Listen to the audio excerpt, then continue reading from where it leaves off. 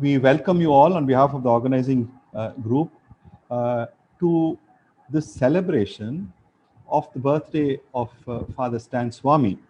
One may well ask, why are you celebrating at the time of a very grim situation in our country's history, with COVID raging, with huge number of deaths taking place, lakhs of people being affected? Why are you celebrating?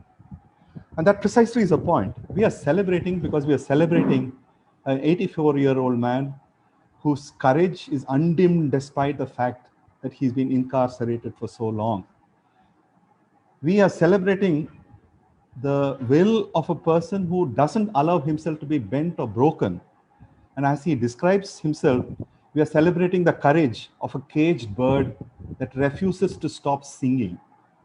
Friends, welcome to today's program, in which, by marking the day of the 84th birthday of Father Stan Swami, we are also marking the day that democracy and democracy-minded citizens, that human rights and human rights conscious people in this country will never allow tyrannical rule to bend our bones or to stifle our conscience or to silence our voices.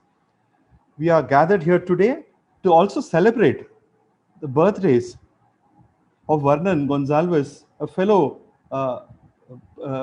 prisoner along with Father Stan, whose birthday was on the 22nd of April.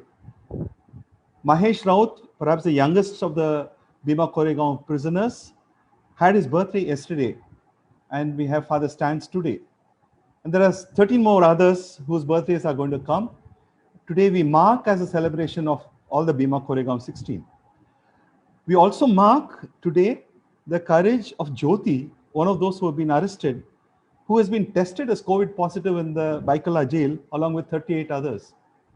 Again, a person whose indomitable will and desire to stand and fight for human rights doesn't allow her, although she's very young, to say or to bend or to give in to the state tyranny that we are all witnessing in the country today. By coming together, we are also marking our solidarity with political prisoners and prisoners of conscience, many numbers of whom are lying in our jails. We also stand and salute the courage of Umar Khalid and Khaled Saifi, who had to move the court to get themselves tested for COVID positive. Umar has been tested positive. Khalid has been tested negative, but the symptoms are still very much indicating that he perhaps has COVID-related symptoms. Yet, they have to fight a battle in the courts to even get tests done. Not being given COVID treatment, not being given COVID tests is a height of brutality that a nation can do to its own citizens. And yet, friends, today we are marking that is the descent to which we have come to. It's not just what happens outside of the prisons of this huge humanitarian catastrophe by way of handling COVID. It's also a much, much greater catastrophe that's taking place in the context of our prisons. And we as citizens, we need to stand up and give a call for that. It reminds us of a very young poet, Amir Aziz, who on the first meeting of the anti-CAA protests way back in end 2019, when the police went into JNU and AMU and beat up people, came up with a small poem holding truth to power when he said, and please pardon my Hindi because I'm not too good in Hindi, तुम जमीन पे जुल्म लिखे दो, आसमान ये इनकलाब लिखा जाएगा, सब साथ रखा जाएगा, सब कुछ साथ रखा जाएगा. You write injustice on the earth, we will write revolution in the sky. We will remember everything, we will not forget it all. This brave call to the conscience of Amir Aziz and many other people is what we are celebrating today. That despite all the gloom that is there around, there are people still for whom democracy is dear, human rights is valuable. The Constitution of India is an article of faith, who will stand up and sing along with Father Stan that the caged bird is still singing. There's something drastically going wrong in our prisons and to the numerous prisoners who are there in jail. They will have nothing to inherit today the way our society is treating them than to inherit death. Is it something that we would want for the prisoners who are there, whose voices can never be heard because we can never go anywhere close to those prisons? Those are the issues that we need to talk about today.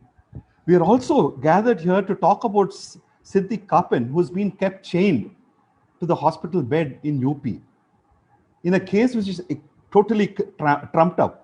Why has he been chained? Because he's a Muslim and under UAPA. The reports which are coming that he's not being permitted to go to the toilet and he's being forced to urinate into a plastic bottle is horrifying to hear. And yet, large sections of the people are not rising up to raise questions. Friends, it's our duty to therefore fill up that void and say, no, we will not allow this to happen. So Stan's birthday is an opportunity to us to show that we can speak out, that we stand up, that we will sing, and we will not allow gloom to overtake us. We will actually celebrate the voice of human rights, celebrate the call of conscience, and celebrate the Constitution of India and the crucial values that it embodies. We have demands, and we wish and we should make these demands, as on occasions like this, about prisoners who are in jail. We will come back to that towards the latter part of today's program. We need to talk about how are we going to manage the various prisons that are there and the prisoners who are there. We need to give a call to release as many prisoners who are there in jail and let them go out to take treatment, because our state cannot be trusted to take care of them. It is these issues, the issues of decongesting the jails, that Stan has so beautifully written about in a very, very poetic way. It's not a man who's there crying hoarse because he's old. Old is not an issue with Father Stan. The spirit of Father Stan is something that not only inspires all of us, it will continue to inspire the younger generation to stand up and fight. And it is a younger generation which has come out in the anti-CAA protests. It is a younger generation which came out to protest against large-scale violence taking place against the country. It is the young people, the farmers, the women who have come out in the farmers' protests and in the numerous mutinies that are taking place across the country. It is to celebrate that we are celebrating today, Father Stan's birthday. Friends, we put together a series of events consisting of films, poetry readings, interviews of Father Stan himself. We also will have a presentation of a very crucial work that Father Stan had done, which actually angered the state so much that they were willing to take the ignominious path of putting an 84-year-old man afflicted with Parkinson's into jail. We will have a colleague of Father Stan telling us about the study that Stan had undertaken in Jharkhand. We will also have somebody talking to us about the Bhima Koregaon caves in which Father Stan is. New evidence has come about which talks about how the entire case has been fabricated. We will also have some solidarity messages, and we will have Father Stan's letters and poetry being sung today. We have started late, friends. We will now proceed ahead with what has been planned. We request you to stay back till the end, because in the end is a finale, which is the voice of Father Stan talking to us about the singing bird. So please do not leave midway. Please continue to stay with us. We have planned it for about an hour and 20 minutes, and we will go ahead with that. I request Lara to first put together, to show us a film which has been put together by Karwani Mohabbat, saying Father Stan Swami turns 84 and we stand with him. It will be followed by an interview of Father Stan, which he gave just before his arrest in 2020. The interview is both in English and Hindi, but we are trying to balance out both Hindi and English in today's event. So this interview will be in Hindi. So over to you, Lara.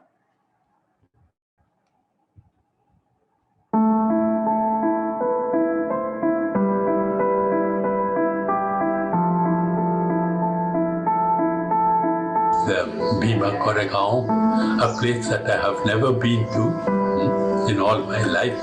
I was implicated there. I was raided twice.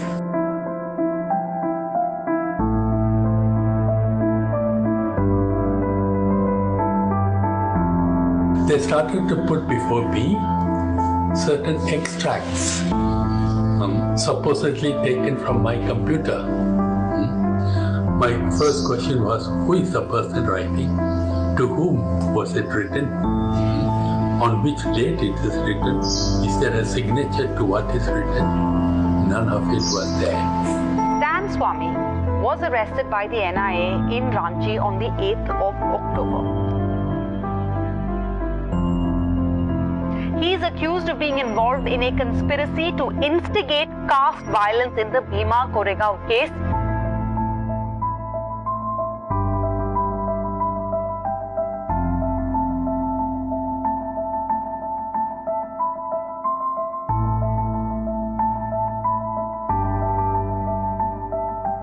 An 83-year-old man suffering from Parkinson's disease has been asking for a sipper and a straw to be able to drink water in jail. What is happening to me is not something unique happening to me alone. It's a broader process that is taking place all over the country. We are all aware how prominent intellectuals, lawyers, writers, poets, activists, student leaders, they are all put into jail just because they have expressed their dissent.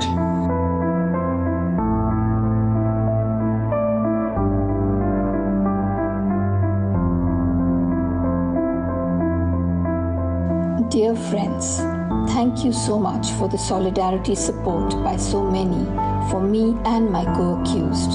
I am really grateful. My needs are limited. The Adivasis and the Society of Jesus have taught me to lead a simple life. Listening to the life narratives of the poor prisoners is my joy in Taloja jail. I see God in their pains and smiles. Many of such poor under trials don't know what charges have been put on them, have not seen their charge sheet, and just remain in prison for years without any legal or other assistance. The 16 co-accused have not been able to meet each other as we are lodged in different jails or different circles within the same jail. But we will still sing in chorus. A caged bird can still sing. Father Stan Swamy.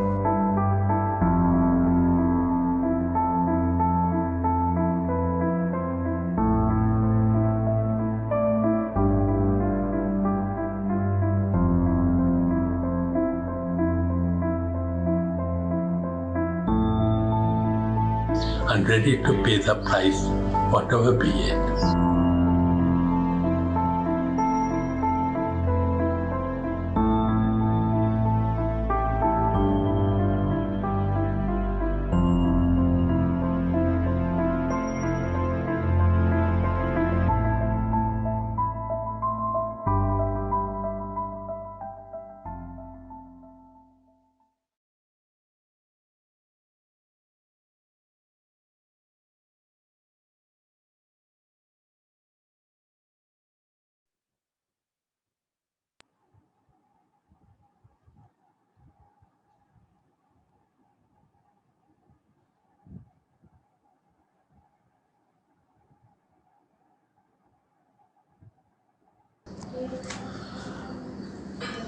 मैं stand स्वामी हूँ।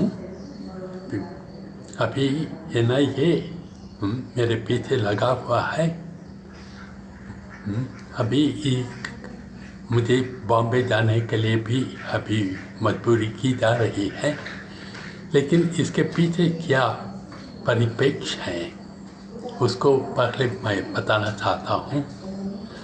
झारखंड में हम जानते हैं कि विस्थापन एक बहुत बड़ा मामला रहा है।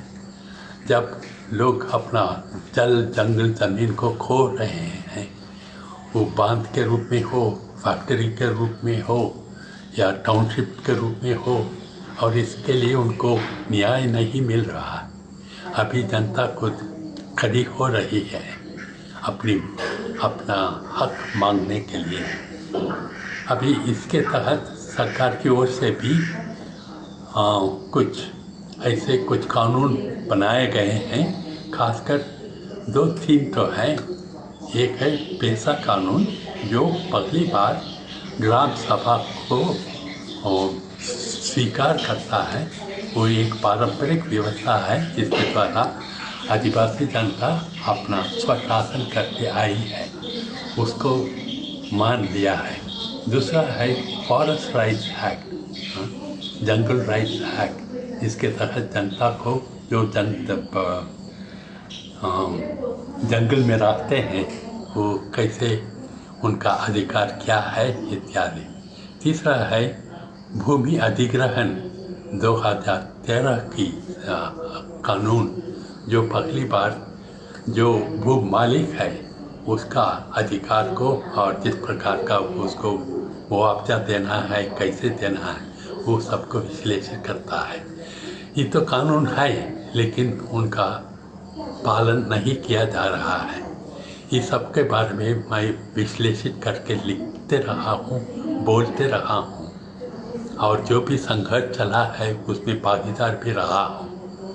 और खासकर क्योंकि जनता खड़ी हो रही है, खासकर जवान अपना हक मांगते हैं, प्रश्न पूछते हैं, उनको जेल में डाला जा रहा है। और बहुत सारे लोग हज़ारों में अभी जेल में बंद हैं, विचाराधीन कैदियों के रूप में, अंडर ट्रायल प्रिजनर के रूप में। उनके पक्ष लेके मैं हम लोग बहुत लोग मिलकर, मध्य भारत से सभी लोग मिलकर एक संस्था शुरू किए, परसिक्यूटेड प्रिजनर सॉलिडारिटी कमेटी नाम से। उसके द्वारा हम लोग केस भी फाइल किए हैं। और अभी केस की सामना करने के बदले अभी सरकार मुझे रास्ते से हटाने की कोशिश कर रही है।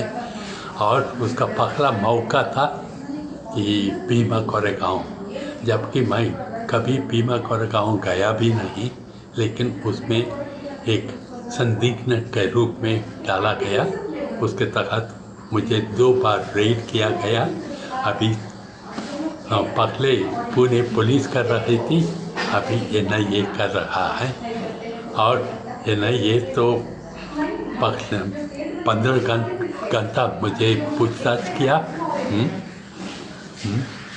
और उसके मेरे सामने ऐसे कुछ एक्सट्रैक्ट को रखने लगा जो माओवादियों के बीच में कुछ कम्युनिकेशन हो रहा था।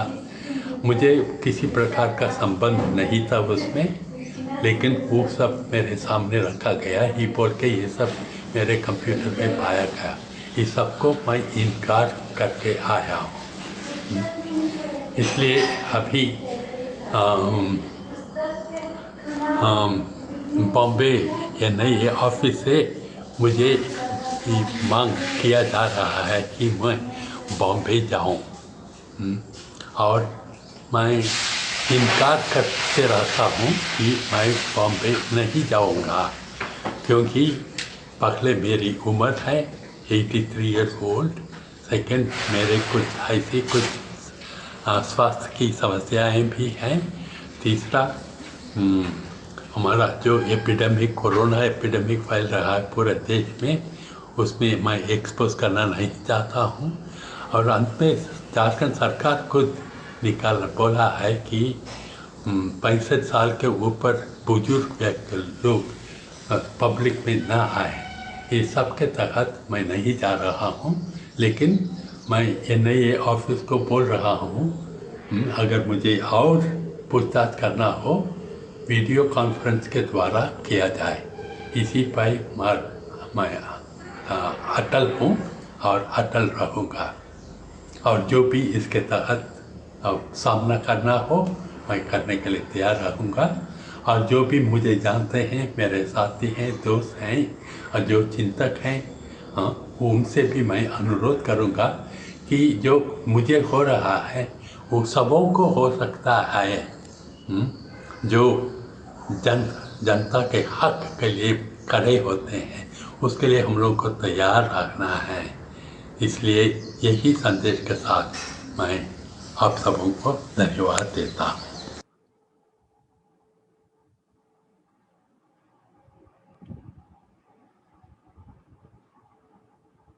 Friends,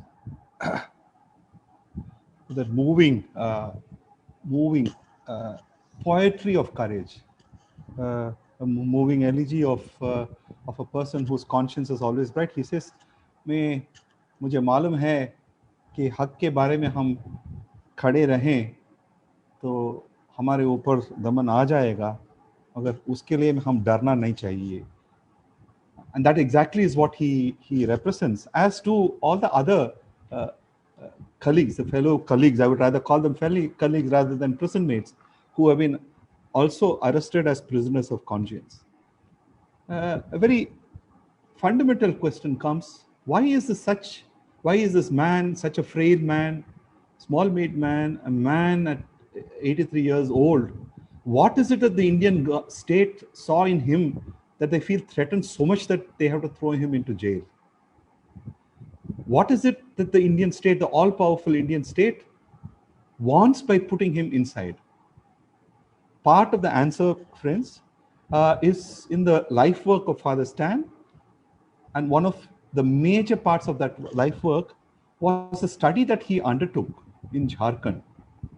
A study that he undertook of Adivasi under-trials who had been arrested not just in tens or scores, but in hundreds and thousands, and languishing in jails in Jharkhand without being tried, without being charge-sheeted, who were therein for many, many years, at the end of which sometimes trials ended and they were let out or acquitted, and sometimes the state itself let them out, but after many, many years. We now have Father Tony, colleague of Father Stan, who was part of the group in Bagaicha, which became the epicenter of a call for conscience and a call for the constitutional rights of the Adivasis of Jharkhand. And through the work that he did, the pioneering work of the study of the under-trials, which is an extremely important work, because today we have a lot of rhetoric but very little database. But this is a study which threw up a lot of data, which ultimately found its way to the High Court. And the High Court was forced to take note of the findings of the study that Father Stan, Father Tony, and various other persons undertook. So I invite Father Tony to share with us the results of the study of the under-trials in Jharkhand. Over to you, Father. Okay. Hello, can you hear me? Yes, Father. Okay. Thank you for organizing this program, and thank you for having me also to be part of this. The title of the study is Deprived of Rights Over Natural Resources, Imprisoned Adivasis Get Prison, a study of under-trials in Jharkhand by Bagaicha team. So I will first talk about what triggered this study, and then the process that led to it, and the findings, and then what led to the filing of the PIL in the Jharkhand High Court. First, what inspired Father Stan to take up this study? In early 2014, there was reports in newspapers saying that there were thousands of Adivasi and Dalit under trials prisoners languishing in the jails of Jharkhand. The Hindustan Times English daily newspaper reported that there were more than 3,000 under trial prisoners, most of them Adivasis, who have been languishing in jails of Jharkhand for a long time. Stan was disturbed by this report. He wanted to find out what is the truth of this report. Actually, many things come through the newspaper, but we do not know the truth. So he decided to probe the issue further by undertaking a research study. So he asked me if I was interested to take up this research. And that time I was just back from my PhD studies. So I willingly said yes. And then we formed a team and we proceeded. So what what all things happened, what were the process of this study. Then what happened was, we were wondering how to get necessary data for the study. So first we tried to access the prisons, actually prison records, to get access to the prison. And then we approached the Inspector General of Prisons, Jharkhand, whether we can have access, get into prisons and have interview with some of the prisoners. But the permission was denied. So next, then we thought of putting RTA petitions into the jails of Jharkhand. So we filed RTI petitions, Right to Information Act, under the Right to Information Act, and 24 jails we sent the applications asking for the details of prisoners, under trial prisoners, who have been arrested under section 17 of criminal law, and those arrested under UAPA or under any anti-state section of the IPC, Indian Penal Code, or sedition, or armed Naxalites, or left-wing extremists. So we received incomplete details of a few prisoners from 12 out of 24 jails, which wouldn't allow us to arrive at any proper conclusion. So finally, we decided to trace as many persons as possible who were under trials, but now out of jail on bail. Then we traced them all over Jharkhand into, I think, 18 districts we traced them. First, we had contact of 2 persons, and then through them we traced them. And then we visited their families. So we visited a total 102 bailed out under trials. And then we went to their family, we visited their village and spoke to their villagers, listened to their stories, listened to their family members and so on. And then the findings are of some of the most important findings we came across are like out of 102 under trial prisoners whom we interviewed, only 3 of them agreed or said to us that they have some kind of relationship with left-wing extremist groups. And many said that they were picked up by the police based on false reports or complaints given to the police by those who had some grudges because they raised their voices when injustice, then they found injustice being done, or people of their own people being exploited in the weekly markets and so on. So when the Naxalite incident or when any violence happens in remote villages, the Naxalites won't be there. After a few days, the police arrive there, and then they want to pick up somebody. So then they ask various people who are there, who are fearless and ready to approach the police. So those people report about those whom they suspect about. So that's how these people have landed up in jail. And the second most important finding is that most of these under trial prisoners under trials were of the age group of 25 to 14 years of age. And 69 of them belonged to scheduled tribes, 22% belonged to other backward castes, and 7% of these belong to scheduled castes. About 57% were picked up by the police while they were at home. But in their FIR reports, the charge sheets and so on, you will find that they were chased in the forest and they were caught. The police also make up stories like that.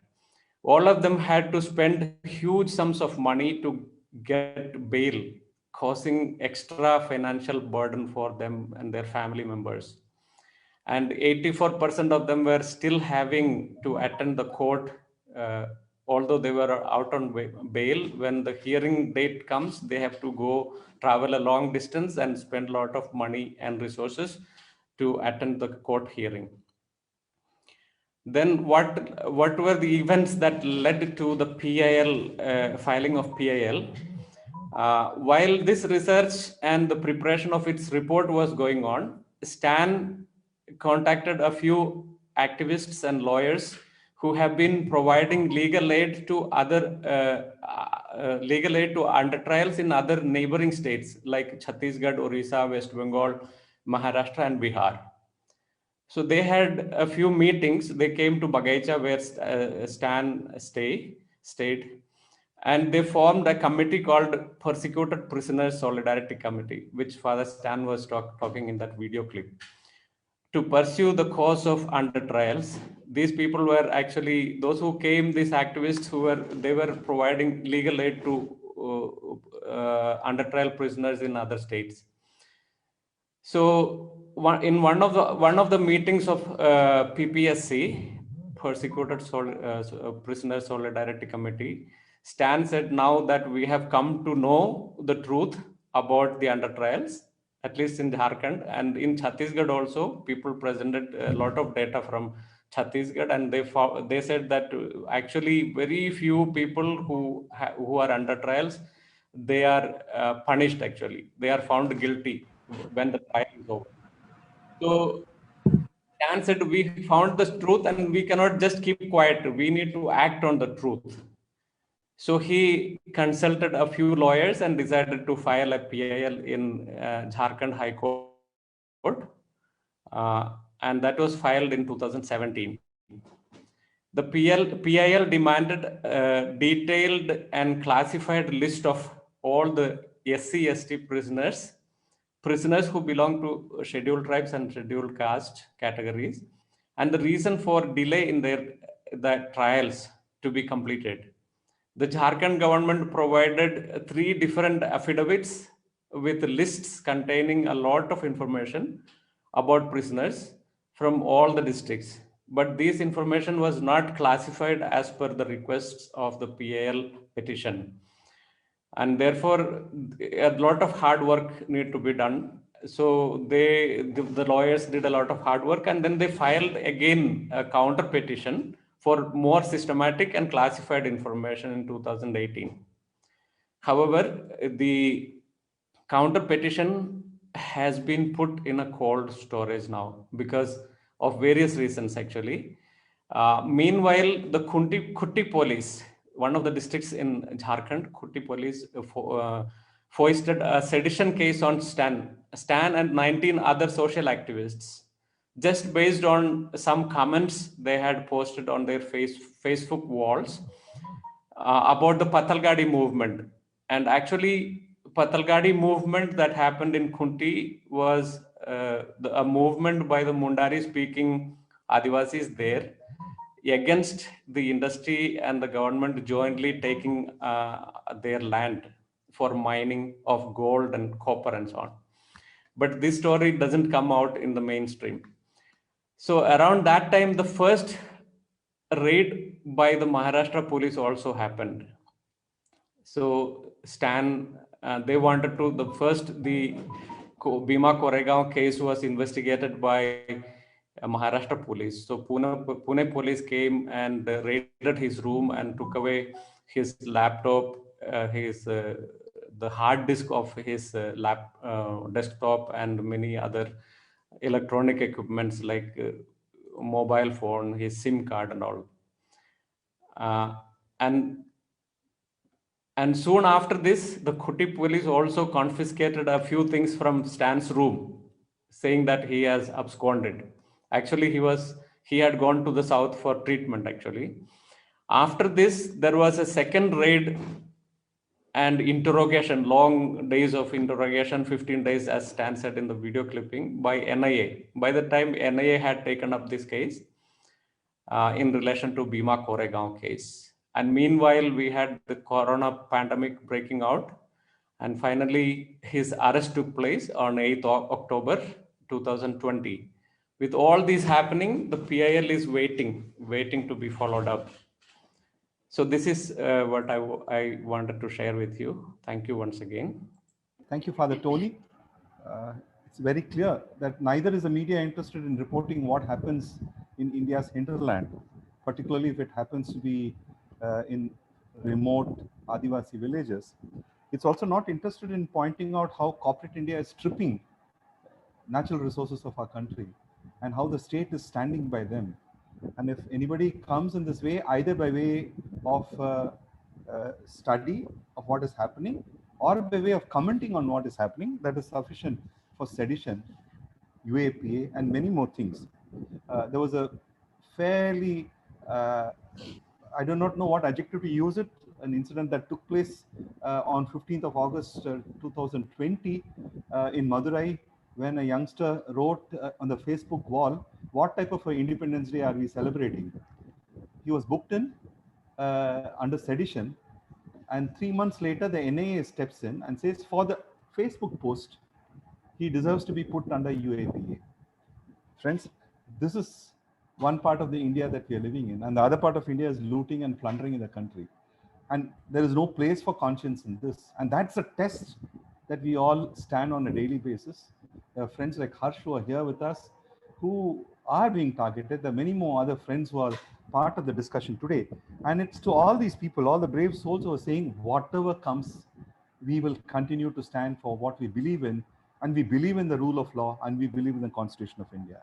And that is what Father Stan and his group did in Bagaicha when they came out with this report of the deprived people of the Adivasis who are deprived of their natural resources. Now, we move on to another part where we hear Father Stan through his writing.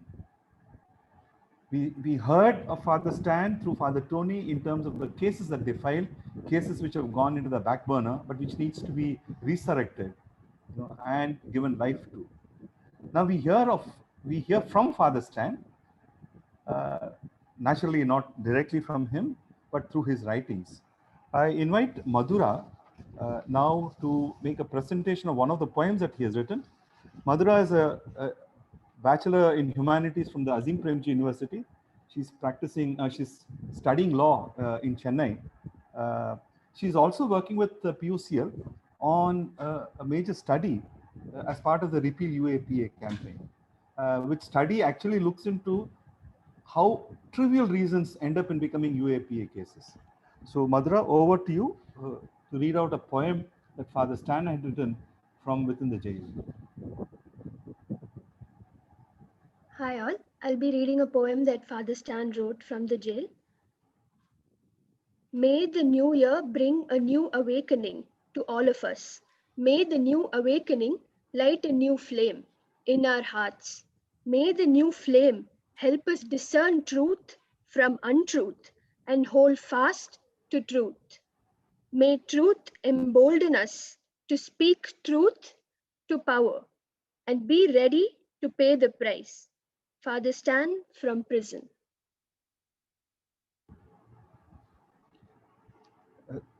Thanks, Madhura. I invite Apurvanand, a well-known friend of all of us, a professor of Hindi of the Delhi University, a writer, and many more things. Apurvanand, to read in Hindi one of Father Stan's letters from prison. The very poignant letters, very similar to, I think, a body of work which he'll finally end up in building up like Gramsci's prison diary. So over to you, Apurvanand.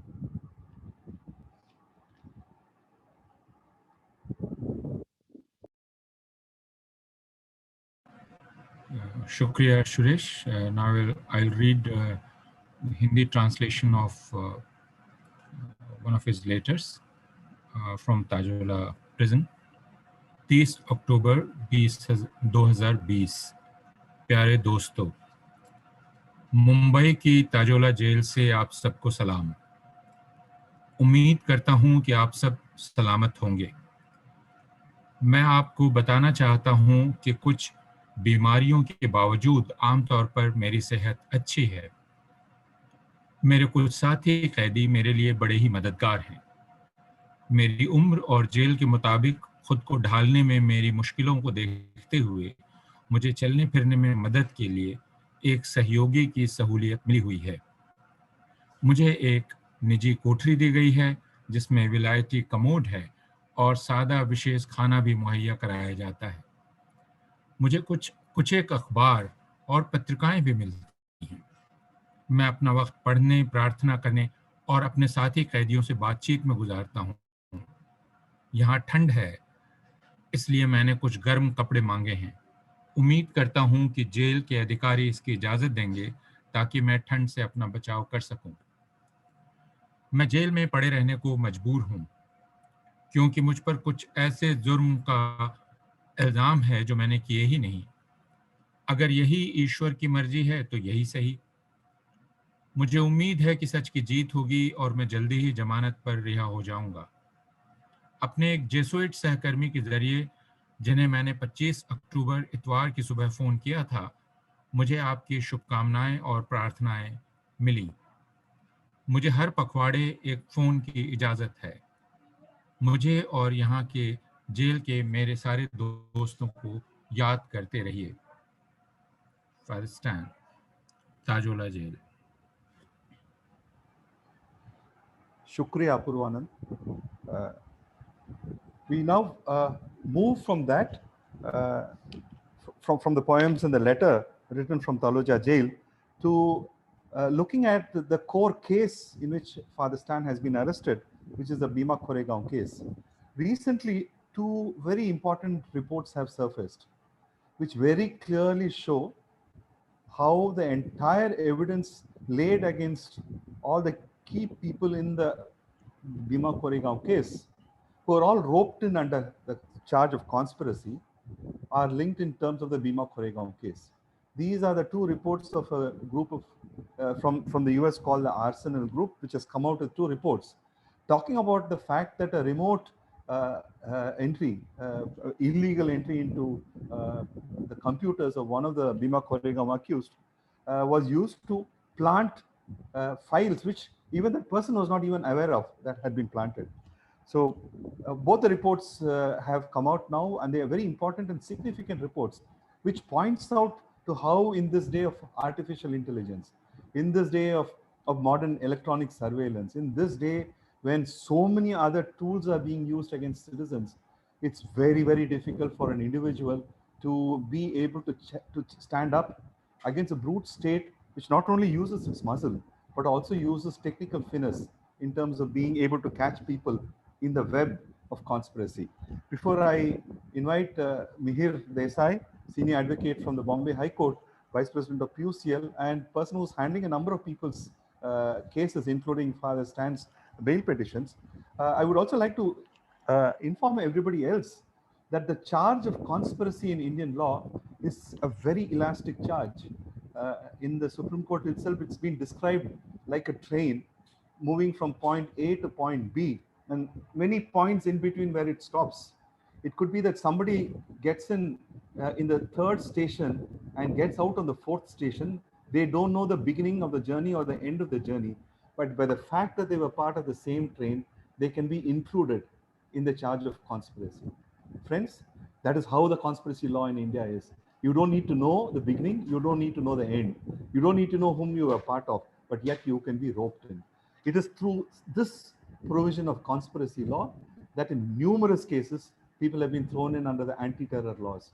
And it is this conspiracy law which at the end of 8 years, 10 years doesn't stand scrutiny, but in the meantime, people are in jail for 5, 6, 8, 10, 12, in some cases 14 years. There's a recent case in Gujarat where after 21 years, 122 Muslim youngsters were acquitted of the conspiracy charge to commit a terrorist crime because there was no evidence against them. As a society, we need to raise questions and we need to stand up and say we will not allow this type of a violation of the rule of law.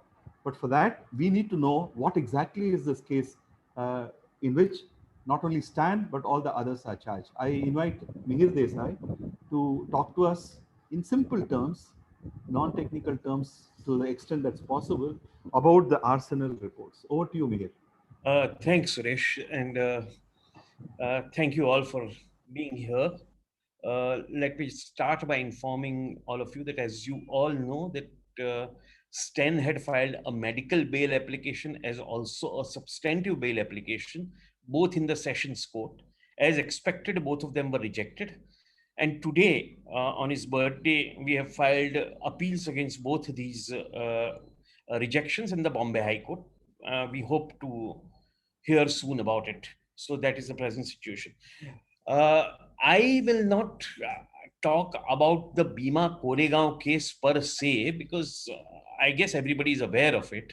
What I will talk about mainly is the nature of evidence which is sought to be produced by the prosecution in order to implicate these the 16 who are right now arrested.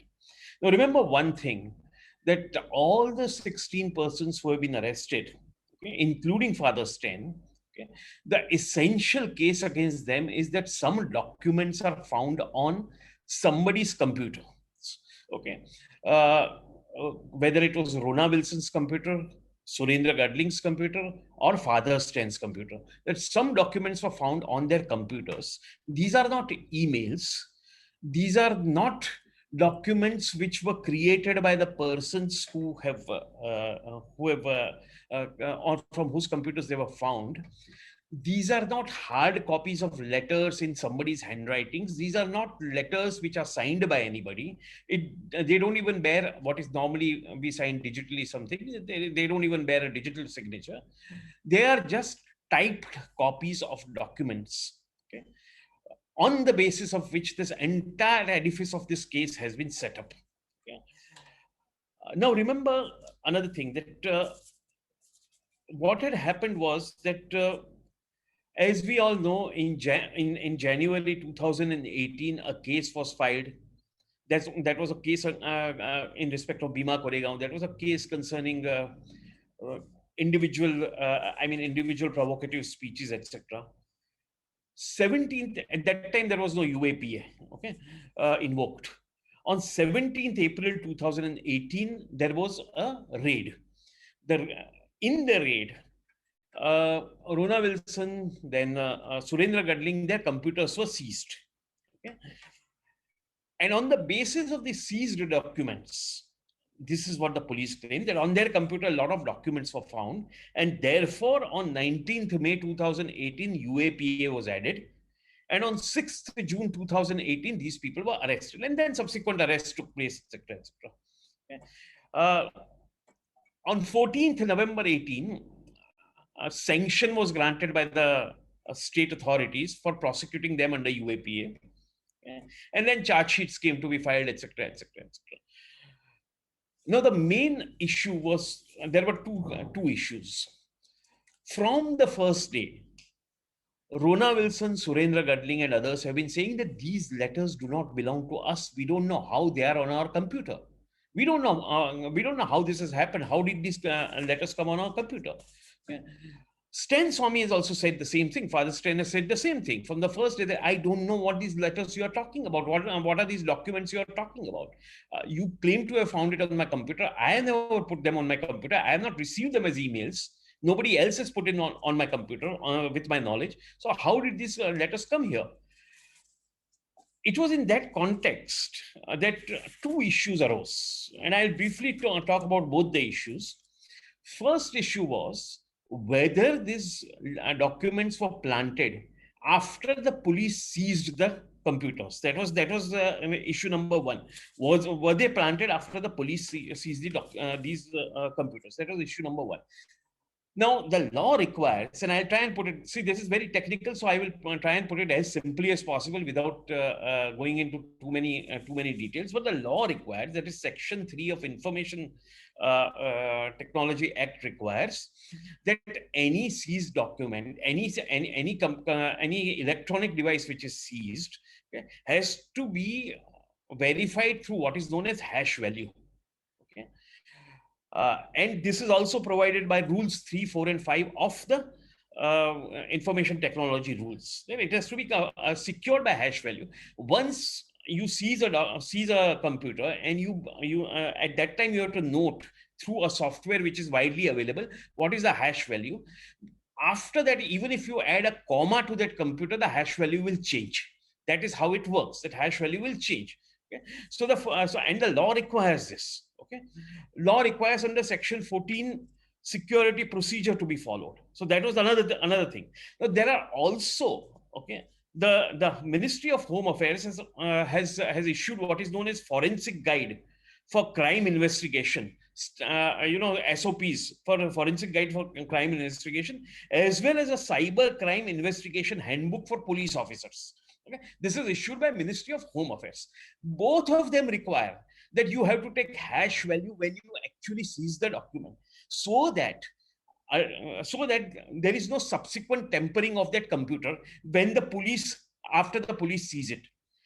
Please remember, in this case, Bhima Koregaon case, when on 8th January 2018, the video concerning what happened at the Elgar Parishad was seized, the police took the hash value. Okay, they recorded the hash value. Okay, and told them that this is the hash value. Now we can't change it. This is the thing. So they knew about the hash value. It's not that they were ignorant. The law says about hash value. They knew about the hash value. But when they seized Rona Wilson's computer, when they seized Surendra Gadling's computer, when they seized Stan Swami's computer, hash value was not recorded. Okay, which means that they could have changed what was in the computer after they got it in their possession. This goes to the root of the entire evidence against all these people. So all these 16 people, the evidence is completely vitiated. Okay, because no hash value was recorded. Things could have, and once then it becomes a fruit of what is known in law as fruit of poison tree. You can't rely on this evidence, which is completely tainted evidence. So that's one thing which happened. And this is one argument which we have raised, that you have not taken a hash value. You can't even rely on these documents, okay, because you could have subsequently tempered it. The second thing we noted, okay, is that on 14th October 2019 and on 12th March 2020, the magazine Caravan came out with a report. Okay. And that report basically said that there appears to be malware planted on Rona Wilson and Surendra Gadling's computers. Okay. There is a malware planted from outside, okay, called Win32 Trojan. This malware is called Win32 Trojan, which is planted from outside. And through this malware, which is planted from outside, the documents which now claim to be, have been found on these people's computer are planted on these people's computer. Somebody has hacked onto this computer and planted this these documents. That is what it said. Because of this, we decided to get the hard disks which were seized by the police. Okay. Examined by an independent expert agency. We sent it first to American Bar Association and requested American Bar Association, which is a body existing since about 150 years, to find out somebody who is independent, who can do it for us. And they found out the Arsenal. They said Arsenal is the best world over, because it has done numerous such forensic analysis, digital forensic analysis. So we sent Rona Wilson's 10 files, 10 letters, 10 documents, which were supposed to be very, very significant, to Arsenal.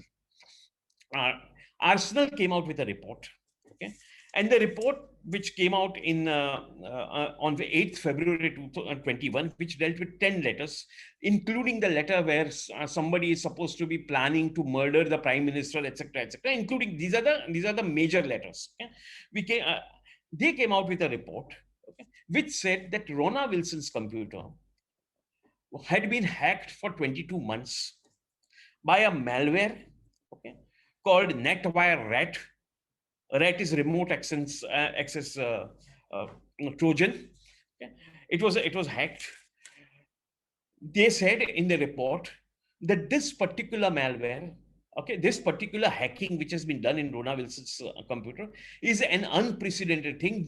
They said that we have done computer malware analysis of people like Boston bombing and various other things for government, against government, etc. But we have never seen such amount of hacking. Okay, so all these letters are planted. Okay. Secondly, then we said, once we got the report for 10, we came out with a report for, we asked him to do the report for another 22 letters, which is similarly implicating Shoma Sen, Stan, implicating everybody else, okay, which the police said that they were found on his computer. Now, just last week, the second report has come out, which says the same thing, that even these 22 letters are obviously planted. Okay, obviously, what happens here is that a outsider, okay, plants a malware, okay, onto what is known as a malware. It's a software which plants it onto the computer of a person. And once I plant malware onto your computer, okay, I can take complete control of your computer. Okay, I can edit your documents, I can plant documents, I can delete documents, etc., etc. I can take complete control of your documents. So this is what has happened. They have taken complete control of Rona Wilson's computer. We assume that they have done the same thing with Sten, and they have done the same thing with with Surendra Garding's computer. They have taken complete control over the computer, planted documents in a hidden folder which nobody will look at. Like today, I am not going to search for a hidden folder on my computer. I'll only go and access files which I want to access. I'm not going to access something which I don't want to access. So planted these kind of things on Rona Wilson's computer. Files which are not even opened, files which they come to they also say that these documents are of PDF Windows 2013. Rona Wilson has PDF, has the latest software on his computer is 2007 Windows, okay, Office. Okay. So it could not have been his documents. So this is the conclusion they came to. Now, just the last thing, which because I've overstepped my time, but I just wanted to add one or two last things which I wanted to add.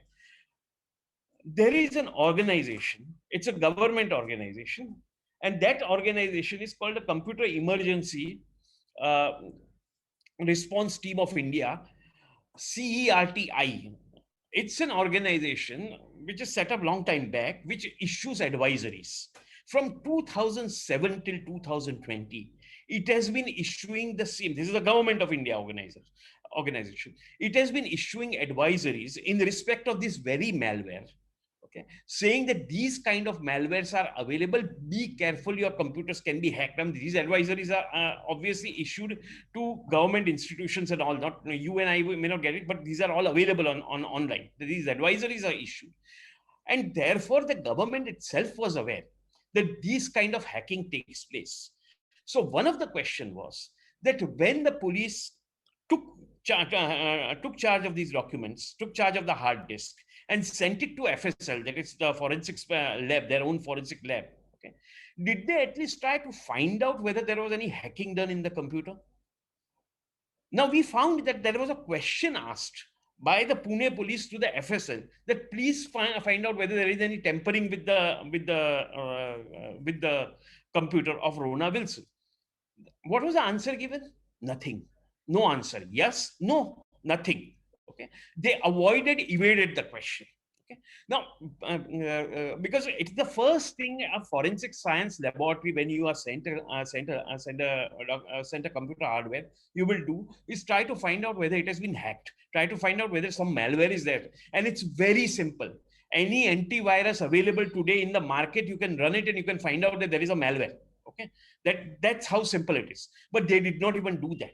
Therefore, now we have filed 2 petitions in the Bombay High Court, one in the name of Rona Wilson and second in the name of Shoma Sen, saying that cancel all the, quash all the cases against everybody, because the cases are based on documents which are completely fabricated and completely bogus. You know, this is the nature of case against everybody.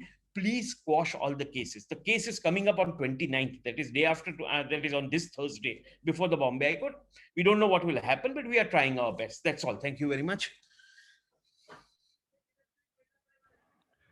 Thank you, Mihir. That was very, very simple.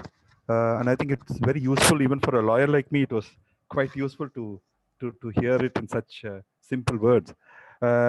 Just to remind friends, Mihir was talking about planted evidence by breaking into, like you break into houses, you're breaking into computers. And it's not a great feat for people in the computer field. He was also talking to you about the fruit of a poison tree. how do you use evidence like this, which is manufactured and fabricated and deliberately put into to only implicate people? And one would say, using a simile, a poison tree. So how can a fruit of a poison tree be taken? And that's a point that poignantly Mihir was pointing out to. I would like to remind all people who are listening to this that the present government is known not only for the hate crimes, is known not only for all the other various things that are happening in the country, starting from demonetization on one end to the mismanagement of COVID or the misgovernance of COVID. This government has also set up a committee to change the criminal laws of India.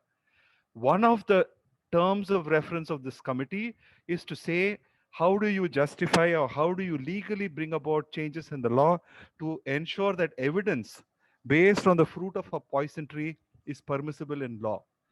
What in simple terms it means is this, friends, that if you break all the law of the land in terms of collecting evidence, and there is evidence, that evidence is placed before the court, the fact that you violated all the laws need not be something that should affect anybody, and that such evidence, irrespective of the fact that they violated the law, should be permissible as evidence in the court of law. So friends, the issues that we are raising today in this meeting is not just the issue of an emotional level or a sentimental level of a 84-year-old man inside, or about Rona Wilson or Sudha Bharadwaj or Anand Teltumde or Gautam Navlakha or many of the others who are there. We are talking also of the fact that simultaneously Bhima Koregaon has become a model which has been used in Delhi. Bhima Koregaon model is now being used in Andhra Pradesh. Suddenly NIA has moved into several cases there and have booked, taken over from the state police UAPA cases there. It is in this context that we also need to keep in back of our mind. The same government is also pushing very fast towards changing the very fundamental structure of criminal law. It is these trends that are coming up in the context of these type of meetings, so that many of you people who are not lawyers, who are not very much into the human rights field, should know that we are now moving into a situation where everything that you can think that a law should not have is now going to be brought into the laws of the land. And that marks a danger. And that marks why we need to celebrate the fact that we might be small in numbers, but our voices are definitely not small, and we will stand up and fight. I now move over to invite Oishika to read from a letter, from a poem of Father Stan. Now, Oishika Niyogi is an international relations graduate from the Symbiosis School of Liberal Arts in Pune. She has special interest in the area of communal violence, identity politics, and is currently part of the research team in Karwani Mohabbat. She's going to pursue a master's in human rights and conflict studies in the New York School of International Affairs. So Oishika, would you please read the poem of Father Stan? Thank you so much. Good evening, everybody. It's an honor to be here. The poem is titled Prison Life, a Great Leveler. Inside the daunting prison gates, all belongings taken away. But for the bare essentials, you comes first, I comes after. We is the air one breathes. Nothing is mine, nothing is yours, everything is ours. No leftover food thrown away, all shared with the birds of the air. They fly in, have their fill, and happily fly out. Sorry to see so many young faces. Ask them, why are you here? They told it all, not mincing words. From each as per capacity, to each as per need, is what socialism all about. Lo, this commonality is wrought by compulsion. If only all humans would embrace it freely and willingly, all would truly become children of Mother Earth. Thank you, Oishika. Now we will have Apurvanand reading yet another letter of Father Stan in Hindi. Just for the benefit of all listeners, Father Stan has written 6 letters from prison, which have been brought out and put together. So we'll be reading some of the main letters. So over to you, Anand, in Hindi. Shukriya again, Suresh. This is the second letter I'm reading, translating to Hindi. प्यारे दोस्तों, Louder, Apurvanand, please. Pardon? Loud.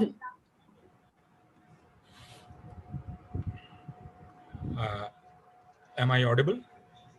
Yes, yes. Yeah. प्यारे दोस्तों, आप सबके लिए अमन की उम्मीद। हालांकि मेरे पास बहुत ब्यौरे नहीं हैं, लेकिन मैंने जो कुछ भी सुन रखा है उसके आधार पर मैं आपकी एकजुटता के लिए आप सबके प्रति कृतज्ञ हूँ।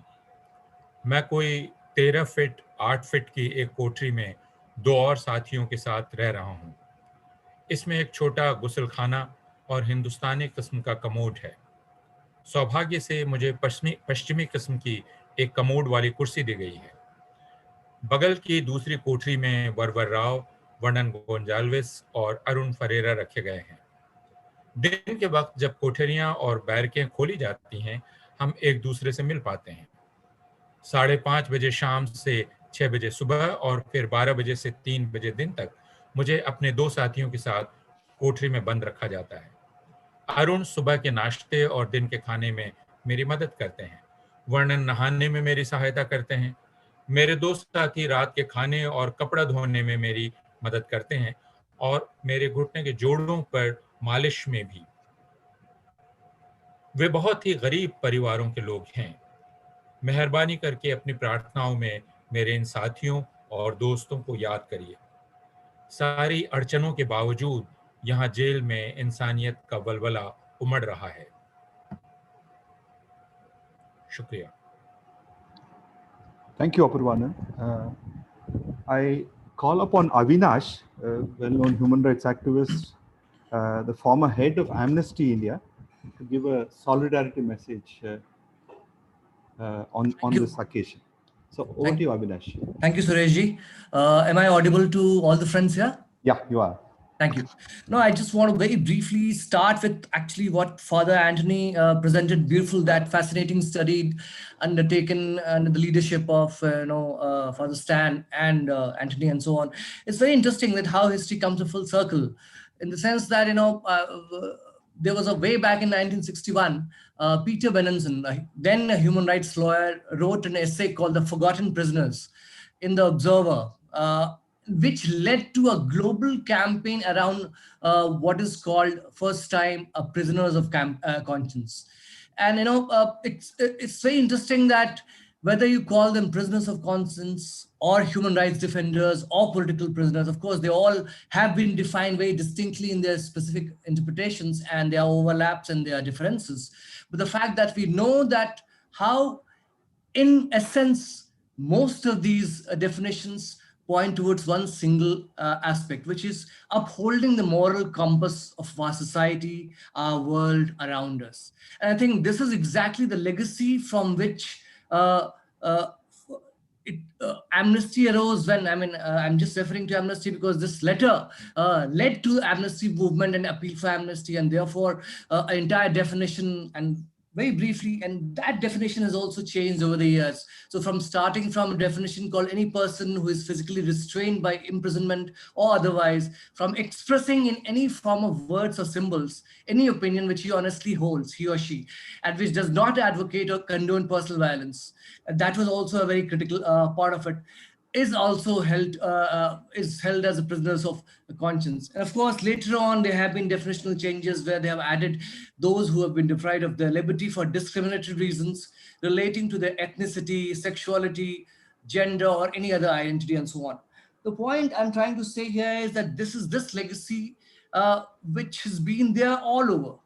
And it's not that it was not there earlier. We've had a strong independence movement in India, many of those, and we know all that legacy. The fact that this category of prisoners of conscience should not be only held as a category of for law or for a campaign, but the fact to recognize that once we actually think of Father Stan and all the Bhima Koregaon prisoners as those who are actually holding moral compass of the society, that how do we take that conversation into the larger masses should be our next challenge.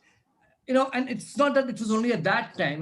Just last year, and it's not that there's not a greater international solidarity.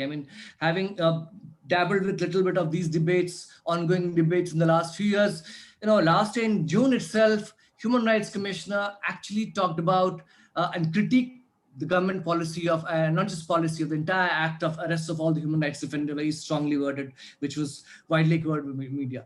In last year, it's unprecedented, the 3 letters signed by different UN special rapporteurs on freedom of expression, liberty, religion, and so on, were actually issued separately, one on the laws like UAPA, NSA, all of that, critiquing that and how they actually completely go against the Universal Declaration of Human Rights and spirits. The second, laws, FCRA laws and all, which were done. And third, the arrests of all the young students in the wake of anti-CAA protests and so on. So there's a larger global solidarity, and how do we continue? And why I'm talking about this in today, and in fact, we started on this note in the morning, sorry, not in the morning, the evening earlier, very briefly, that why talk about Father Stan, why talk about Bhima Koregaon at a time when the country is facing such a raging pandemic? I think there's a very clear linkage, and this is the last point I'll say, and I'll just stop there. A linkage is this, that, once again, it reminds me of a phrase by celebrated, very dynamic young, that time, a journalist, late Arvind Narayan Das, who wrote a book on Bihar called Republic of Bihar way back in the early 90s or late 80s. And he said that how state has withered away. Ironically, in the state of Bihar at that time, when everybody has been left to fend for themselves. In today's context, we see this is how actually a grim reality for the entire country, when state seems to have withered away in certain senses, and yet it is so withered away so selectively that it continues to retain the power of penalty to itself. So in that sense, it's not a Marxian utopia, but actually it's a fascist dystopia, where you have continued to now say that those who are actually basic things, who are simply talking about the needs of people dying out of lack of oxygen cylinders and remdesivirs or a bed and so on, don't have a right to say that publicly.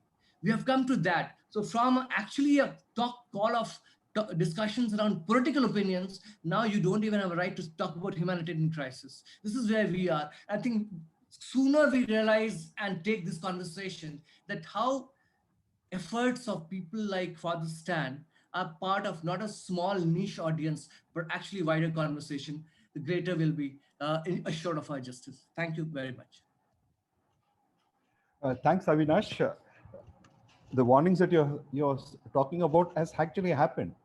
The Chief Minister of Uttar Pradesh has already said anybody who talks about oxygen shortage in the country will be booked, action will be taken, and obviously action will be taken under NSA, under sedition, under UAPA. For what? For talking about the fact that when you went to the hospital, there was no oxygens there, that there were no remdesivir, that the facilities were pathetic in the public hospitals or even the private hospitals, which are fleecing. It's no longer conjecture, it's a reality. The Chief Minister of Uttar Pradesh has told us, let's not forget last year, in the height of the COVID, many chief ministers said, don't talk about the fact that there is a crisis, because otherwise we will take action against you. So friends, we are not living in I like what you talked about being a fascist dystopia, and that exactly has already come upon us. And that is exactly what we need to fight. We need to stand up against. While we fight them, we should also not forget that we need to have a positive agenda of creating a more democratic society. While we fight against fascism, we also have to fight to deepen democracy, which exactly is what Father Stan keeps talking about, and many of the other people who are incarcerated with him. I think it might be very interesting to read a poetry of Father Stan and a letter, and I call upon Varna to now read a poem of Father Stan. Varna Balakrishnan is a New Delhi-based human rights researcher focusing on issues of citizenship, communal violence, and gender. She's currently a research consultant with the Center for Equity Studies. So over to you, Arna.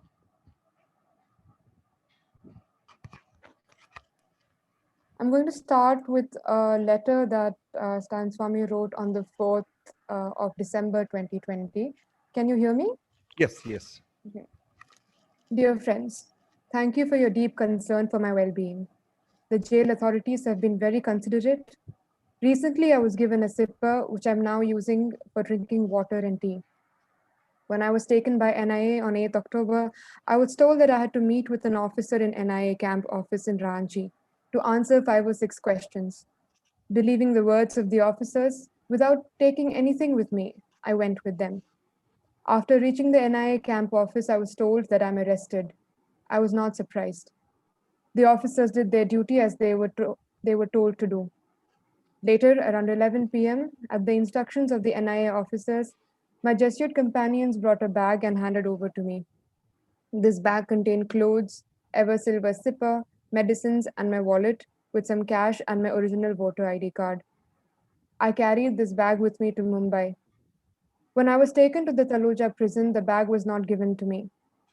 The bag may be either with NIA or the jail authorities. Safe. Friends, we are in the season of Advent. As we approach Christmas, let us pray that Jesus may be born in Taloja prison this year. Regards and prayers, Father Stan Swami. Thanks, Varna. Madhura? So this is a letter that Father Stan wrote on 27th November 2020. Dear friends, I have received a couple of letters from you. Thank you for your expressions of solidarity. As you are aware, cold climate is affecting me. I had asked for full sleeve sweater, thin blanket, and 2 pairs of socks.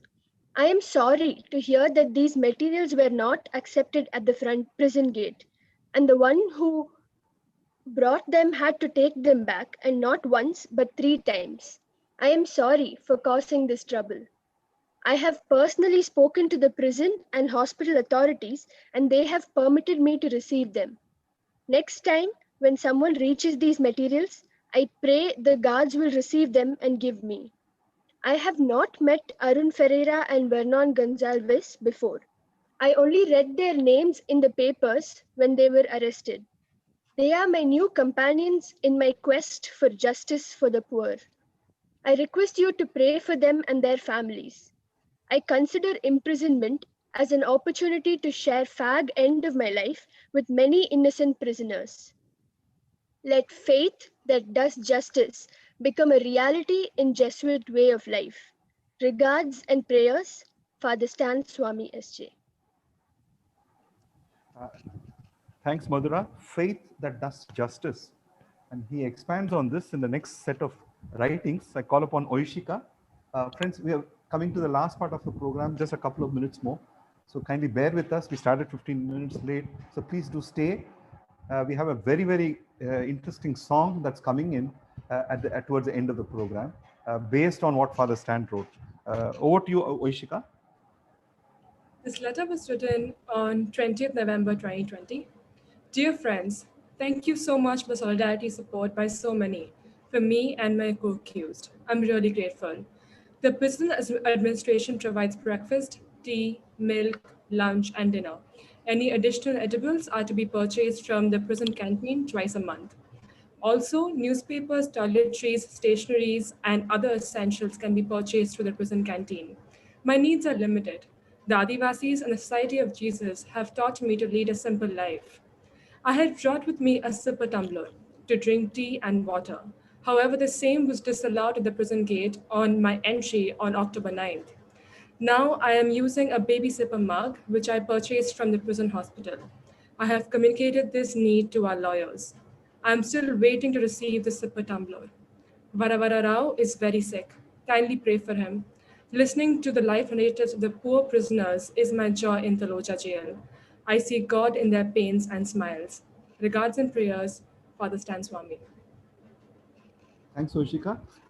Finally, Varna, once again. This is a letter Father wrote on the 22nd of January 2021. A caged bird can still sing. First of all, I deeply appreciate the overwhelming solidarity expressed by many during these past 100 days behind the bars. At times, news of such solidarity has given me immense strength and courage, especially when the only things certain in prison is uncertainty. Life here is on a day-to-day basis. Another strength during these past 100 days has been in observing the plight of the under-trials. A majority of them come from economically and socially weaker communities. Many of such poor under-trials don't know what charges have been put on them, have not seen their charge sheet, and just remain in prison for years without any legal or other assistance. Overall, almost all under-trials are compelled to live in a bare minimum, whether rich or poor. This brings in a sense of brotherhood and communitarianism, where reaching out to each other is possible even in this adversity. On the other hand, we 16 co-accused have not been able to meet each other, as we are lodged in different jails or different circles within the same jail. But we still sing in chorus. A caged bird can still sing. Father Stan Swami. The resounding words, sing in chorus. Caged bird doesn't stop singing. And the solidarity of people reaching out in diversity. These ultimately are the values that Father Stan represents. Values that are relevant to us even today in the midst of the COVID crisis. We need this sense of solace, which comes from the solidarity of people relating with each other and helping out. And that's where numerous youngsters today across various cities in the country are coming together to find oxygen. I was shocked recently when a youngster told me that earlier in the first phase of the migrant crisis of the COVID, they had volunteers who came to help out giving food and supplies to the migrant workers. In cities like Bangalore and in Hyderabad and some other cities, there is a call out for volunteers to help out in the Qabristan and in the cremation sheds. This is where we have come today. And it is in this midst that we need to go back to the basics of how we link with each other in terms of a solidarity of conscience and the solidarity of people. We now have a rap song that's been specially prepared based on Father Stan's the slogan, which is like a chorus: a caged bird doesn't stop singing. So over to you, Lara, to play that song. It's a rap song which has been put together, released today, or released yesterday on the occasion of his birthday.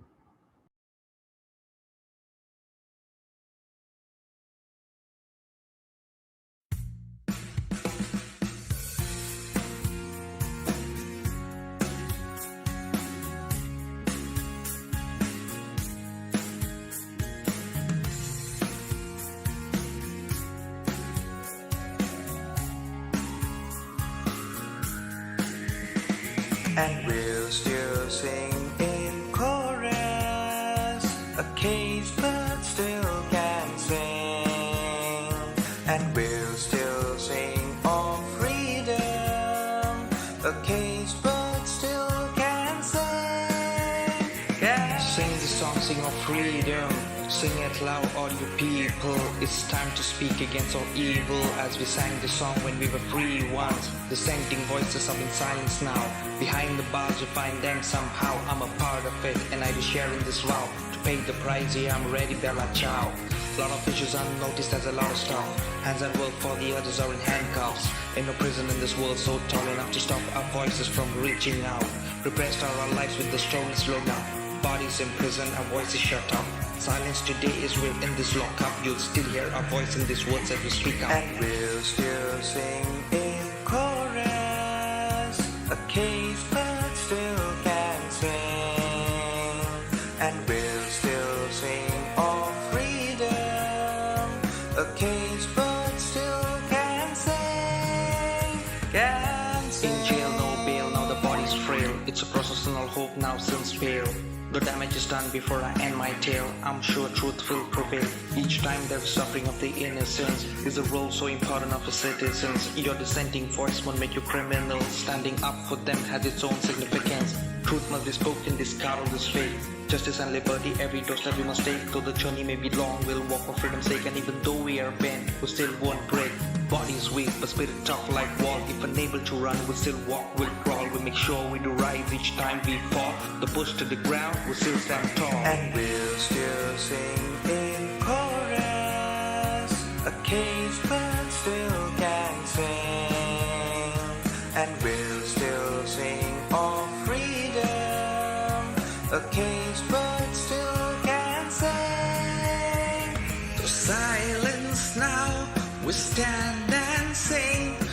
push to the ground, we'll rise and sing. Though silence down, we stand and sing. Though push to the ground, we still rise up and sing. Sing of freedom, stand loud on the people. It's time to speak against all evil. As we sang the song when we were free once, dissenting voices on the signs now. Behind the bars you find them somehow. I'm a part of it, and I will share in this vow. Pay the price, yeah, I'm ready, Bella Ciao. And we'll still sing in chorus. A caged bird still can sing.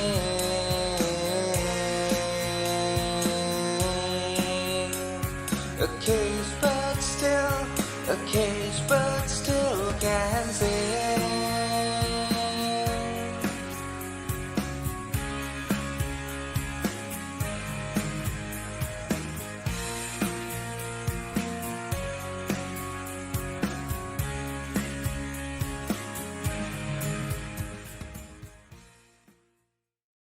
The end of the wonderful song, which truly represents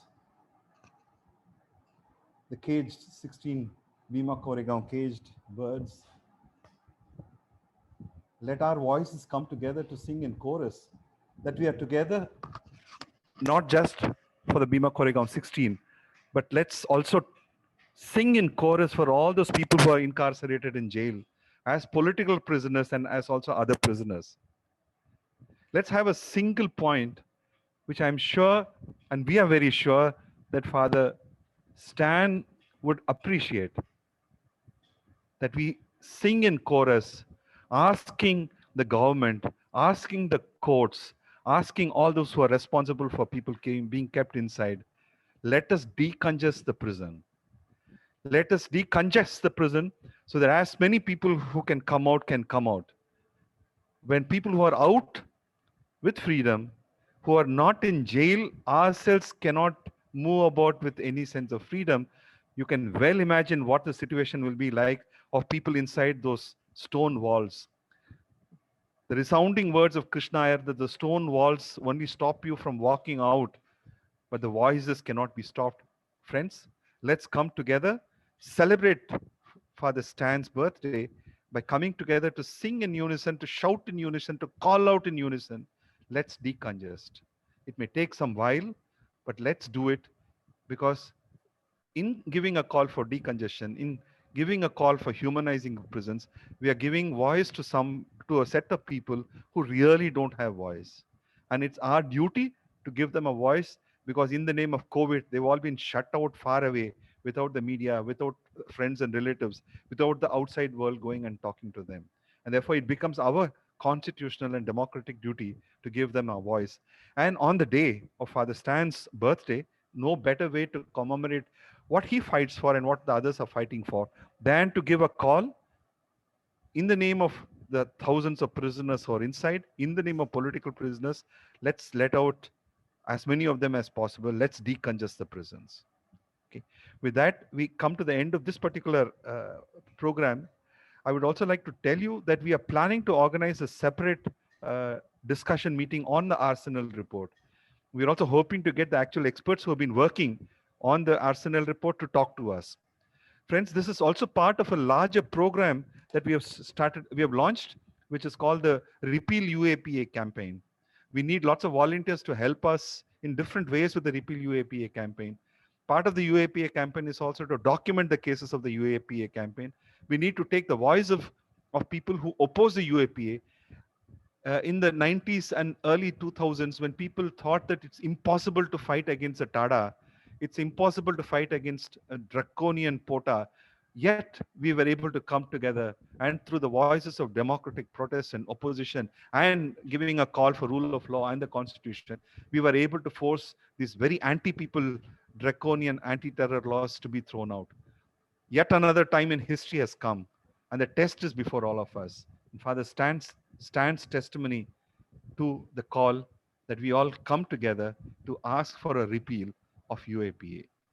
With that, we wind up this particular program. I call upon Kavita to give the vote of thanks. Over to you, Kavita.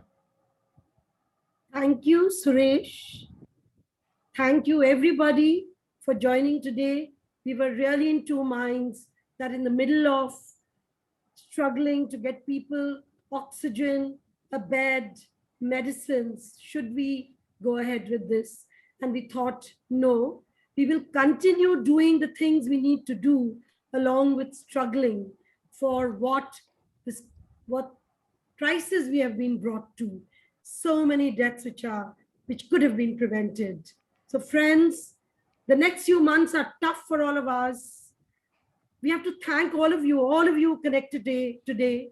Let's all of us hold hands and struggle with this crisis, take on this challenge of COVID, because this is what Father Stan would have been doing. He would have probably stopped everything, opened a bagacha for everybody to come and stay. Food would have been provided to all. And let us continue doing both. So while we are committed to the release of all the Bhima Koregaon 16 and all the other political prisoners, whether Delhi, Assam, West Bengal, Orissa, Chhattisgarh, Karnataka, wherever, Maharashtra, UP, we are committed. At the same time, we will have to even take on this present challenge. I'd particularly like to apologize for the delay we caused. Sorry, friends, some of the glitches I made, and I really want to personally apologize to all of you for that 15-minute delay. But I'd really like to thank all our speakers, especially Suresh, who at the last minute took over the anchoring.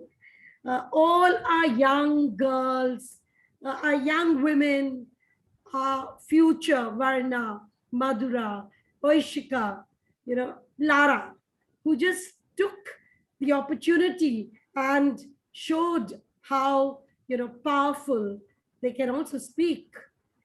I also would like to thank Father Tony, who has risked himself.